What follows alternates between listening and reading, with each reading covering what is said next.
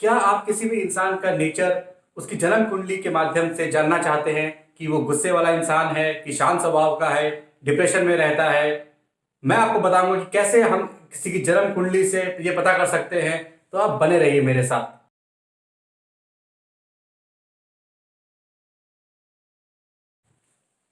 नमस्कार दोस्तों, स्टार गेजर में आपका फिर से स्वागत है।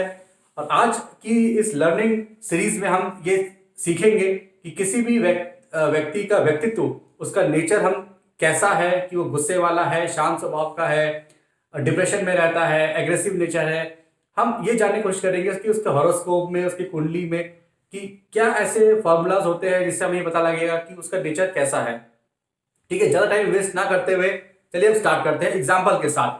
देखिए, पहले हम बात करते हैं एग्रेसिव नेचर की। इंसान ऐसा जो बहुत ही एग्रेसिव हो, बहुत ज्यादा हमेशा गुस्से में रहता हो और बहुत ही एग्रेसिव नेचर हो उसका। बहुत से एग्जाम्पल्स मैंने कोशिश किए।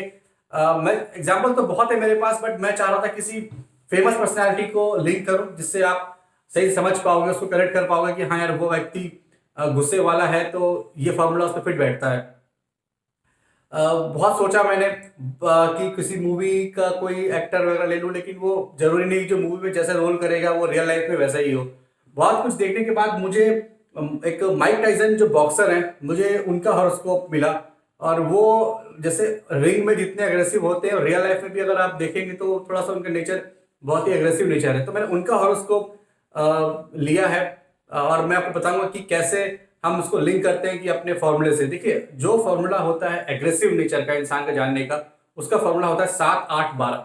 हाँ, एक चीज और बताऊंगा कि कैसे इसको देखना है। या आपने पिछले एपिसोड्स मेरे नहीं देखे हैं तो देखिए, ऊपर वो आपको एक कोई भी हॉरोस्कोप का, कोई भी एस्ट्रोलॉजी का आप एक सॉफ्टवेयर लीजिए, उस पर केपी एस्ट्रोलॉजी होना चाहिए। केपी एस्ट्रोलॉजी में आप जाइए, देखिए ऊपर दिख रहा होगा, केपी एस्ट्रोलॉजी में जाइए, और कहाँ पे रुकना है ये आपको पता लग जाएगा। तो किसी भी इंसान का जिसका आपको देखना है उसका हॉरोस्कोप डालिए, उसमें हॉरोस्कोप आता है, खुलता है, फिर केपी एस्ट्रोलॉजी में जाइए और इस जगह पे रुक जाइएगा। ठीक है, वहां पे हमको देखना है कि एग्रेसिव नेचर का क्या फॉर्मूला है। एग्रेसिव नेचर का फॉर्मूला है 7 8 12, 7 8 12। ठीक है, अब जैसे अभी आप ऊपर देख रहे होंगे माइक टाइसन का हॉरोस्कोप चल रहा है। अब इनका हॉरोस्कोप देखिए।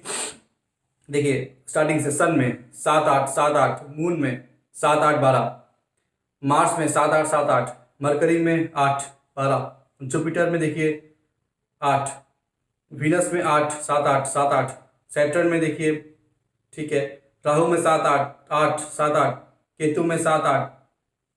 क्लियरली ये शो करता है कि इनका जो नेचर है बहुत ही एग्रेसिव है, बहुत ही गुस्से वाले ये इंसान है।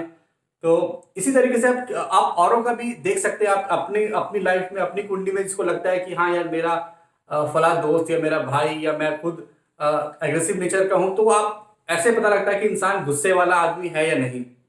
ठीक हो, उम्मीद करता हूं कि आपको इस समझ में आया होगा। सेकंड एग्जांपल तो नहीं, सेकंड और भी ऐसे आपको लगता है कि कोई इंसान, कोई कोई फेवरेट फेमस पर्सनैलिटी का मुझे हॉरोस्कोप करना चाहिए, तो आप मुझे उसका डिटेल भेजिए, मैं आपको बताऊंगा करके कि हाँ ये हमारा फॉर्मूला वहां फिट बैठता है कि नहीं बैठता है। ठीक है, एक हो गया एग्रेशन। अब हम चलते हैं डिप्रेशन की तरफ, कि डिप्रेशन में इंसान जो होता है, या कौन सा इंसान डिप्रेशन में आएगा आगे चल के, उसका क्या फॉर्मूला होता है। डिप्रेशन का फॉर्मूला होता है 2168, 2168। ठीक है, डिप्रेशन फॉर्मूला ये होता है। अब इसमें मैंने बहुत हॉरोस्कोप सर्च किए, बट मुझे किसी फेमस पर्सनैलिटी का एक्चुअली समझ में नहीं आया कि किसका एग्जाम्पल मैं दूं, क्योंकि कौन अपनी लाइफ में डिप्रेस चल रहा है ये तो आपको बताएगा नहीं हमें। मतलब हमको कैसे मालूम चलेगा स्क्रीन पे कोई एक्टर या एक्ट्रेस तो नॉर्मल बिहेव करते हैं। फिर मेरी क्लाइंट है, उनका बर्थ डिटेल्स ऊपर, सॉरी हॉरोस्कोप, बर्थ डिटेल मैं रिवील नहीं करूंगा, लेकिन जो उनका हॉरोस्कोप है वो ऊपर चल रहा है।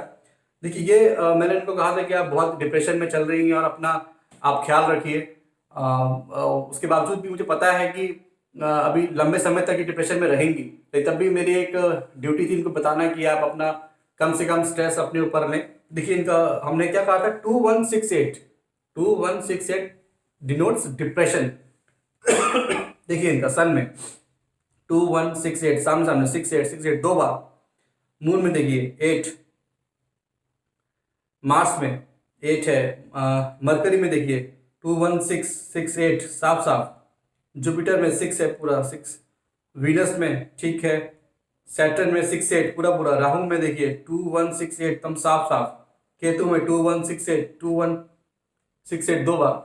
तो क्लियरली शोज कि वो बहुत ज़्यादा डिप्रेशन में है और काफ़ी लंबे समय तक वो डिप्रेशन में रहेंगी जब तक इनकी दशाएं चलेंगी।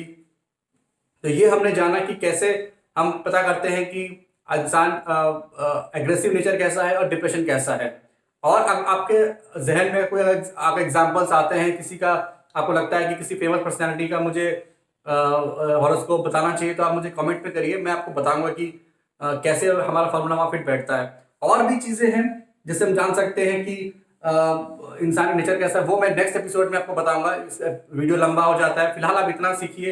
एग्रेशन देखना है तो 7-8-12, और अगर आपको डिप्रेशन देखना है तो 2168। इसकी प्रैक्टिस करिए आप, इसको इन फॉर्मूलाज को एक नोटबुक बनाइए अपनी, उसमें आप सब मेरे पिछले वीडियोस के भी फॉर्मूले से नोट करिए और याद करने की कोशिश करिए कि बार बार आप नोट्स नहीं खोलेंगे किसी के सामने, आप उनको याद करिए और प्रैक्टिस करिए। और मैं आपको नेक्स्ट वीडियो में आपको आगे के बारे में बताऊंगा। नमस्कार।